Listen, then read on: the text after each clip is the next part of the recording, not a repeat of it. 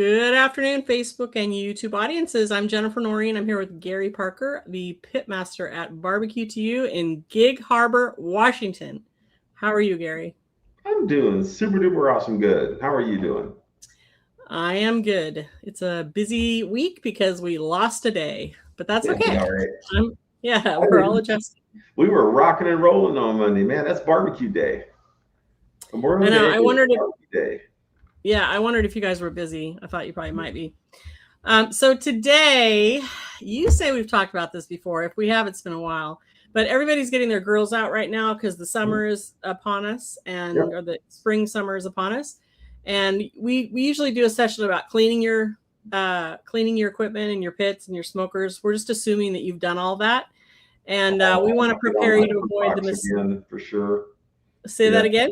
I'm gonna get on my soapbox about that for sure. So, just get ready. Yeah, okay, that's fine. You're the boss. So I'm going to prompt Gary through these top mistakes, but do you want to talk about cleaning your pits Yep. first? So it is. It's his Memorial. It was Memorial Day on Monday, and this is the start of barbecue season. And I'm going to do this public service announcement every time I can. Because so many people get hurt by their grills, particularly. You know, um, Mhm. Offset smokers and stuff like I use. It's not such a big deal, but in the things like the propane grills that are um, so popular. Even some of the more automated stuff, guys, you got to clean it. All right, you can't trust those connections. You can't trust those diaphragms on those bottles. Right, they've been sitting out all winter. They've thermal cycled 100 times. Right, and you go out there and you turn the thing on, and you're expecting it to work like it did last September, and it just won't because it's changed, and you don't realize it's changed. So check your connections, check your diaphragms, get the bottle right, check the date on your bottle. Bottles have expiration dates on them, right? And they do that for a reason, because they will fail on you, right? And check your burners, make sure you don't have little critters that have crawled up in there by the burner area, because that's gross when that happens. There's a ton of things. Super, gr- If you're super on your gross. Webers, make sure that because you use charcoal in them a lot, make sure they're not too thin, right? People don't really realize it, but down there, those ash clusters sit on top of that metal, right? And they collect moisture all winter long. And then, you don't realize it, but that's metal down there, and that rust flakes and it gets thinner, and then it will fail on you. Check them. Those things are not expensive. Go get a new one, and right, and those kinds of things. Anyway, done with my public service announcement because I want my barbecue buddies to be safe and have a good time and make great food. And it's always a bummer when these things happen. So I have a question for you because at our Memorial Day barbecue, we were cooking a variety of things on the same grill. Once you're grilling and you're creating that charcoaly stuff on your grill, Mhm. is that clean and safe to consume? Like that stuff that built up just from your basic Absolutely grilling and not. smoking? I mean, it's carbon, right? So it's Yeah. not like it's a poison or anything. But I don't want that crap on my new food, right? So I always clean my grills, right? And there's a number of Mhm. ways to do that. And same thing when the grill starts to fail and they become rusty. Now, the fact that it got rusty is not a terrible thing, but you need to clean it before you cook on it. Mhm. And my favorite way of doing that is I put a lot of oil on it, right, or something like that, and get it Scrub hot, it. and Yeah. then I can get the brush, the steel wool across it or brush like that, and then it's fine. Mhm. You're not putting a bunch of rust in your food. you know, these kinds of things is what I'm talking about. Proper maintenance makes great food. Yeah, I agree. And I don't know how I feel about mixing seafood and hamburger and steaks on the same grill. It kind of grosses me out, even if it's safe. Is that even safe? What, for cross contamination? Is Yeah. that what you're worried about? Yeah. At the temperatures in which grill surfaces are at, it's unlikely anything is alive. Right? Remember, when we cook a steak, right, we're trying to get that grill temperature at about 700 degrees. Okay, there's nothing that's going to live, right? Mm. Now, if that grill is cold and you haven't properly preheated and done all the things you're supposed to do, that's a different story. But it'll still burn off, right? if you're really bringing it up to temp. Yeah. Well, that makes me feel better because it was, yeah. Okay. All right. So our grills, and we go all the way around from grills, smokers, barbecues. We're Bullet, talking about that in bullet cookers, general all today. kinds We of know stuff. people have a variety of equipment. Yeah. What's that? And bullet cookers, they're It's a another variety of things. variety of things, right? Cooking too hot, too fast. That is true. Do not get in a hurry. When you're grilling, um, you're going fast. Let me say that. When you're grilling, you're going fast. What the hell are you talking about, Gary? Because if you're going to make a steak, first of all, you're either pulling ribeyes or New York strips or these kinds of things, and you've got your Weber or you got your gas grill going, and you put that charcoal in the Weber, and it's hot, and you've got it going. It's red, right? And you're trying to, you put your hand. The rule is you put your hand right down on the grill. If you could hold it there longer, around a second before you pull it off, then you're hot enough, right? That's how you tell if you're ready to go for a steak. And a steak, you're going to sear the outside, right? Because that steak will come up to temp really quick. That core will hit 140 to 145 degrees in just a couple minutes. And so that's the reason we always say it's 2 minutes on one side, 2 minutes on the other, and go put it on the plate and let it rest, right? That's a steak. That's fast cooking. If you're going to go Mhm. smoking, like I do, right, with the offset cookers, the only thing you're doing if you're trying to go fast, if you started late and you got to make up time, here's your bad news: it ain't going to happen. All right, smoking meats take the time they take, and Mhm. you may have guests coming at 5, but you didn't start till 9 a.m. or 10 a.m. because you got busy or you had to clean the grill or something. Make it up that time. It's not going to happen. All right, you got to, and particularly today, I get sensitive about it because particularly today, you look at brisket prices, right? Mhm. Wholesale guys like me, we're pulling in, 5.85 a pound, $6 a pound. We're bringing in tons at a time. I was just at Costco here in town lately, and saw brisket for $8 a pound at Costco, right? I mean, you don't want to screw that piece of meat up, right? Yeah, Right. Sure. you've done it right. You've already got your trim out on it. You've got your rubs on it, and you're going to put it there. And I've told you before about cooking brisket. It's got to go through the process. It's got to come up slow. It's got to, the heat and the flow of the air's got to be just right to create your bark. And those cores have got to get up to the plateau, and then you got to wrap, and then you got to wait for render to happen. Then you got to let it rest. If you don't, you're going to have crappy food. It's just the way it works. Yeah. Yeah. Yeah. But So, so if you're using equipment like this, can you confirm that this gentleman is not properly cooking steak? he's fast. Isn't Yeah, isn't that a little bit hot? yeah, it's a little bit hot. Because what he's thinking about right there is he's thinking about, oh, cool, it's going to flame kiss, right? That's not what flame kissing Yeah. is. All right, flame kissing is when you have charcoal, like on a Weber. Again, I like the Weber. The Weber's cook great. And what's happening is the grease, the meat heats up and the grease starts falling on the coals and flaring up, right? What he's doing right there is he's burning meat. To be honest. Oh, he's just making it crispy on the outside and gross on the inside. No, no, I thought it that's was, fine. What you just said is fine. Matter of fact, there's a whole set of cooking about how to do that, about how to glaze and about how to do these things, which is fine. What I'm saying, what he's doing is he's believing that he's flame kissing that meat, and he's not. He will not get the flavor from it if you're doing that. It's going to cook it because that meat's temperature's going to rise really quick.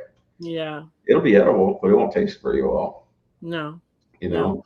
And Okay, we're gonna get my other one out of the way before we move on to number two. This just gives me the willies. So, like, coffee cooking. is the grill clean? Is the chicken gonna get done all the way? Am I gonna die if I eat my relative's chicken? I Yeah. just think people undercook chicken when they barbecue it quite often. Oh, well, undercooking and what you're showing in that picture is two different things, right? Because again, I'll say what I said before. If you have the grill at the proper temperature, everything's inert. It's going to be fine because it's basically sterilized at that heat level. before they put the chicken on. You said something different, right? You said they don't cook chicken all the way through, which is a true statement. Um, Ew, that and is disgusting. and if you're not a pro at it, guys like me can look at chicken and go and just look at it and say, yeah, I'm there. But if you're not cooking it every day like I do, you need your temperature probe because you need to make sure that that chicken, coming from raw to cooked, is those cores are at 165 degrees or better. Okay, and then you can take it from there, right? Yeah, and But we're gonna talk about the need for a thermometer pretty soon here. So, all yep. right, moving on. Don't lift the lid constantly. Don't be impatient. Let it do its thing, right? Um, that is, we'll start with smoking meat. So if you're on your offset cookers and you're lifting that lid to look at it, if you're looking, you ain't cooking, is what we like to say, right? Mm-hmm. That's the deal because you got to keep that lid down. You got to keep that airflow going in smoked meats and let it do its thing. Oh, hey, Indy, how you doing? Um, the especially on offset smokers, you can have your probe in there, and you don't have to look at it, right? You can tell what's going on. On your Webers and stuff like that, it's more of a do what you need to do, right? So Mm-hmm. if I've got a set of hamburgers on there and I'm trying to get that just right, I may to flavor it, I may put that lid on for a minute. All right, let the smokes and stuff build up around it. Let it flame kiss on its own a little bit. That also helps with that cold because you're regulating the oxygen level, right, when you have that lid on. So a lid on a Weber or on a bullet cooker, it's one of your tools, right, to do the cook with. So it's on, it's off, it's various other things. So Yeah, you're locking heat in, right? Yeah, or cooling it off if you need to. yeah. But isn't lifting the lid also letting oxygen in, which would ignite the flame, or no?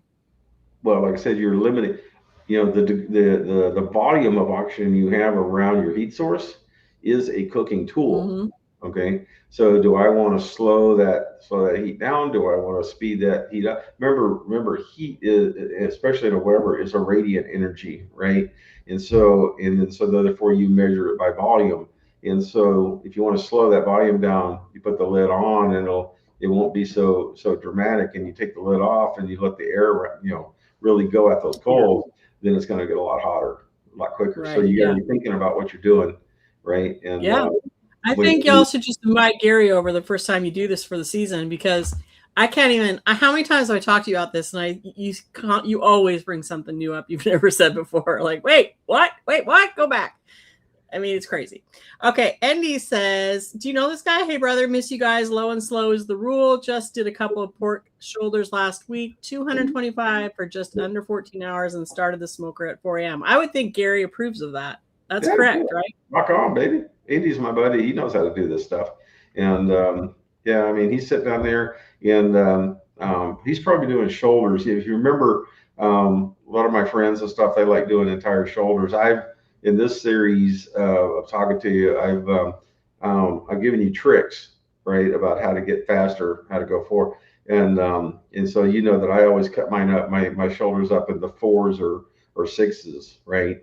And I'm doing that because I want to get more surface area, so I get more Mm-hmm. smoke into the meat, and so I Mm-hmm. elevate the flavoring and the texture.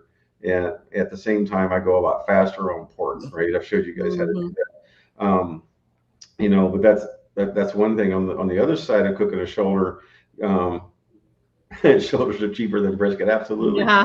Yeah. absolutely. And that, we could talk about that too, because people are buying down the menu these days because of the economy. But anyway, doing large shoulders, complete shoulders, right? That's a lot of fun too.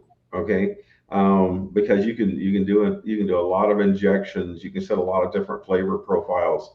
When you're doing those, and so it's a lot. And it's just a lot of fun. My technique that I teach here with the smaller chunks is for volume. I need to move hundreds of pounds through the smoker, daily, right? And so I have to develop ways to do that, and still make a really quality product. And I was all excited about getting pork belly pictures. And I talked to your manager and I said, okay, I want to come by for when you guys take those pieces of pork and cut them up. He goes, Jennifer, that takes 90 seconds. we'd have to wait for you to show up. Like, I guess certain things that seem like they would be such a skill in your restaurant are just like, yeah, we got that done. Like, Yeah, we whatever. got that done already. But Yeah, time's money, yeah, it's and people are knocking moves very on the fast. door saying, "Hey, you got that ready yet?" And then they get mad at you. Hmm? Yeah, get mad at you when it's late. Get mad at you when you run out. Okay, so the other mistake you don't want to make is not letting meat rest. That's true. So what? I know. Particularly things like brisket. You got to let it rest. It's got to have its time, right? And if you don't do it, it's just not going to be the same. What do you want me to say? The process is the process, and it does it. And at barbecue to you, we got them hot. We run them about 207 on the cores, right? And then we just turn those ovens off and leave them sealed, and they come down, a couple degrees, at a time. And by the time we get back in the morning, those cores are 150, 140, right? And then we just go straight in. But that was 6-7 hours of rest on those briskets. And people say, well, why is your brisket, how does it get all that flavor? How does it get all that bark? And I'm going, this is all part of the process, because when you let those things rest, especially in their juice in the pan, they will pull all that flavor and all that juice back up inside them, or at least quite a bit of it, right? And that keeps them moist, right? And makes them really awesome. But if you come right off the smoker, you've got it in, and people do this. Don't get me wrong. People do this. You come right off the smoker, you unwrap it out of your paper, and you start slicing and dicing. Yeah, it's going to taste good. If you did it right, it's going to taste a lot better if you let it rest. Right. But tell them how you let meat rest. I mean, you're outside, you're on the deck, you're in your picnic area, and you don't have a hot oven to go throw your meat in. Oh, yeah. So just use an ice chest. That's what I use. I just get an old glue ice chest, and it's still wrapped in the paper, and I take it off there, just put it there, and I close that lid down. It's going to hold that heat inside the ice chest. So, and then at least give it a couple 3 hours anyway. Okay, so it's not going to cool it off and make it gross to cool it off. No, because you're keeping the heat. The point is, that's why it's always a thermal. It's always a thermal unit that you stick it in, right? Whether it be an ice chest or an oven or whatever the hell it is, right? That time, because you're just letting it you're trying to get it to cool slowly. Got it. Okay, I trust you. I'll try and trust you on that. So not letting meat rest is a big mistake. And the next thing is, don't use the wrong wood. And I know we've talked a lot about this, and Gary has all these opinions about whether you're in Louisiana or Arizona or Texas or California, whatever, and I don't know, all kinds of wood things we could talk about. So what do you mean in general about wrong wood? I mean, that everybody wants a different kind of flavor meat. So the right wood for me might be a different wood you know what I'm saying? Well, the first thing I'm going to say is the safety thing. Use a wood that's for cooking. Do people know how to tell what a cooking wood is versus not a cooking wood? Okay, because a cooking wood is a hardwood, not a softwood.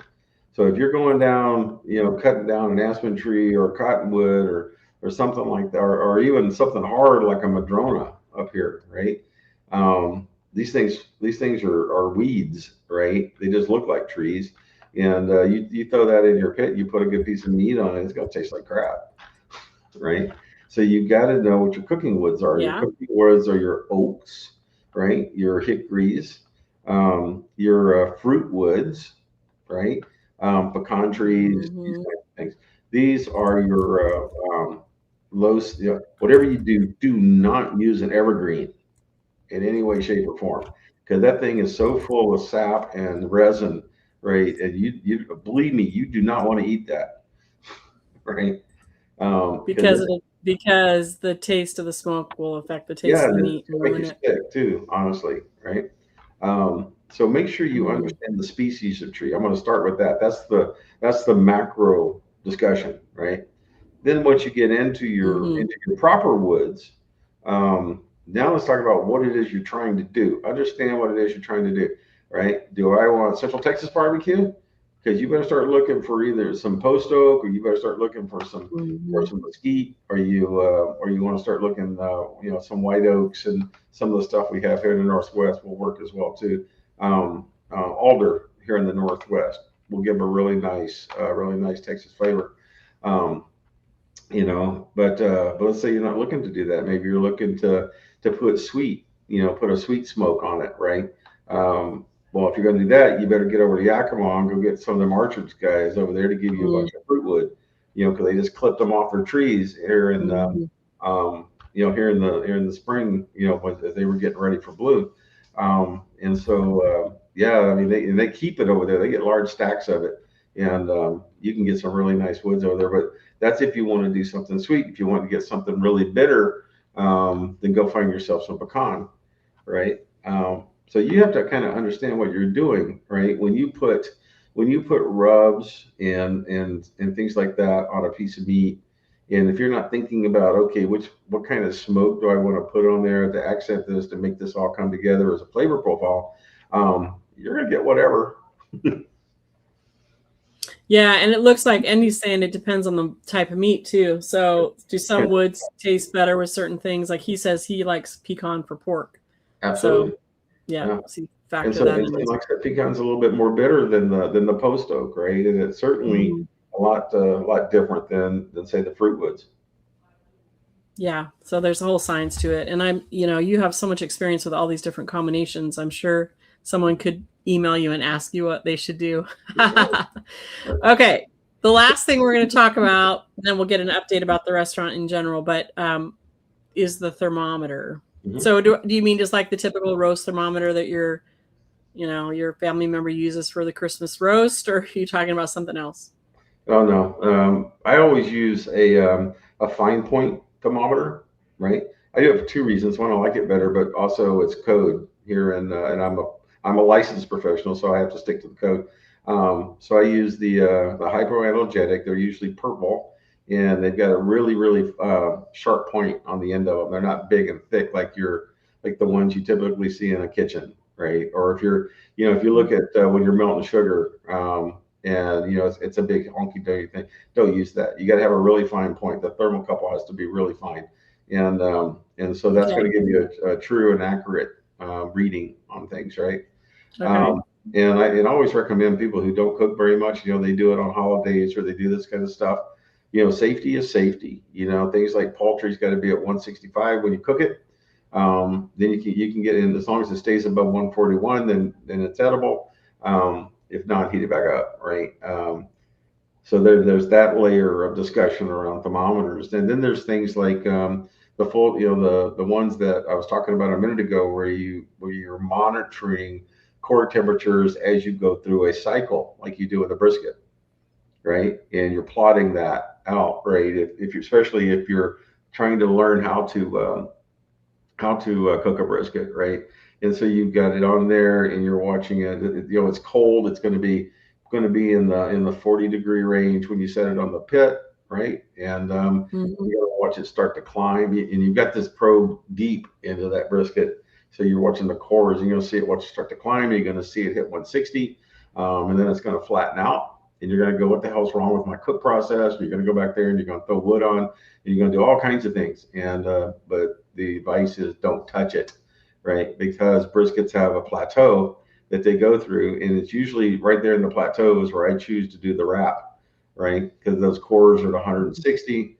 I'm now going to start getting it hot, right? So I'll wrap it in the butcher paper, the red paper, and then crank the fire a little bit, but keep that fire up 275, maybe sometimes 300 in cold weather. And let that brisket come out of the plateau and start to rise. And for me, I like 207 to 210 on the cores. I hold them there for a while, and then once I think they're there long enough to melt the collagen, then I put them down in the ice chest or do the thing I said in the store. Um, Thermometers are key to that if you haven't done tons and tons and tons and tons of brisket and you can look at it and know what it's doing, right? Mhm. And Yeah. that's what I ask everybody to do that doesn't do it all the time, right? Because those little nuances of temperature and how that temperature is reacting and how it goes through that cycle is Mm. everything when it comes to making a great brisket, right? Because remember, you're cooking two muscles at once. One of them has no fat in it, and the other one is just full of fat, right? And so you're trying to balance this process in a way where you can manage those two cooking environments at the same time on the same piece of meat and have it all come out great. And if you don't pay attention with thermometers coming through that cycle, then you're going to mess it up. Yeah. Wow. Yeah. It's a science for sure. So do you have a brand of thermometer that you recommend, or one that you recommend people stay away from?